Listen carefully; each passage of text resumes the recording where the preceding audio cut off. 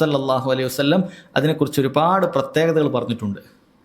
അവിടുന്ന് പറഞ്ഞു, റകഅത്തൽ ഫജ്രി ഖൈറും മിനദ് ദുനിയ വമാ ഫീഹാ. ഫജ്റിന് മുമ്പ് നിങ്ങൾ നിസ്കരിക്കുന്ന 2 റക്അത്ത് സുന്നത്ത് ഈ ദുനിയാവ് മുഴുവൻ ലഭിക്കുന്നതിനേക്കാളും നിങ്ങൾക്ക് പുണ്യമുള്ളതാണ്.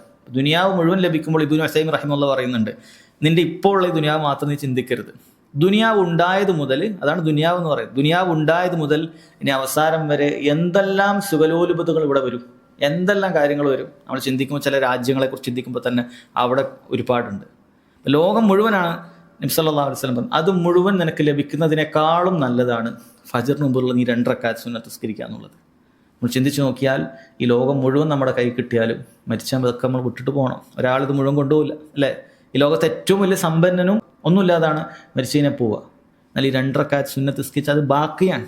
ഖലാസോടുകൂടി നമ്മൾ നിസ്കരിച്ചിട്ടുണ്ടെങ്കിൽ റബ്ബ് സുബ്ഹാനഹു വ തആലയുടെ അടുക്കലെത്തുമ്പോൾ ഇതേ ബാക്കി ഉണ്ടാവുള്ളൂ. ദുനിയാവിൽ സമ്പത്തുള്ളവൻ ആ സമ്പത്തുമായിട്ടല്ല മഹ്ശറിൽ വന്ന് നിൽക്കുക, മറിച്ച് ആ സമ്പത്തിനെ പരീക്ഷണമായിട്ട് അതിൽ വീഴ്ചകളായിരിക്കും, അവനോട് കണക്കുകളായിരിക്കും ബോധിപ്പിക്കേണ്ടി വരിക. അതല്ലാതെ അത് അവൻ്റെ അക്കൗണ്ടിൽ ഉണ്ടാവുകയില്ല, അവൻ്റെ ബാലൻസ് ഒന്നും അവിടെ ഇല്ല. ഇതെന്ത് കൃത്യമായി ചെയ്തു അതിനെ കുറിച്ചിട്ടൊക്കെ നൽകപ്പെട്ട അനുഗ്രഹങ്ങളെ കുറിച്ചിട്ടൊക്കെ വിചാരണ മാത്രമേ ഉണ്ടാവുകയുള്ളൂ.